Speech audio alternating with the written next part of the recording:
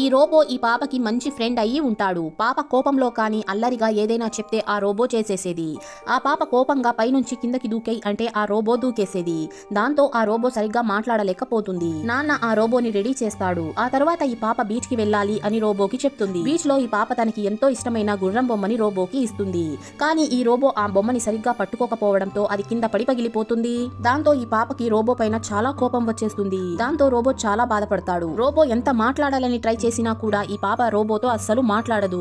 దాంతో రోబో చాలా పుస్తకాలు చదివి ఎంతో కష్టపడి ఒక కర్రతో గుర్రాన్ని రెడీ చేస్తాడు. ఆ గుర్రాన్ని పాప రూమ్ లో పెడతాడు. ఆ గుర్రం బొమ్మని చూసిన పాప చాలా ఆనందిస్తుంది. దాంతో పాప ఆ రోబోని క్షమించి తన ఫేవరెట్ బొమ్మని ఇస్తుంది. అప్పటి నుంచి ఈ రోబో మరియు ఆ పాప కలిసి ఏదో ఒక వస్తువుని రెడీ చేస్తూ ఉంటారు. ఇలాగే 20 సంవత్సరాలు గడిచిపోతాయి. పాప ఇప్పుడు పెద్దదైపోతుంది. ఒక రోజు ఈ అమ్మాయికి పెళ్ళైపోయి రోబోని వదిలి వెళ్లిపోతుంది.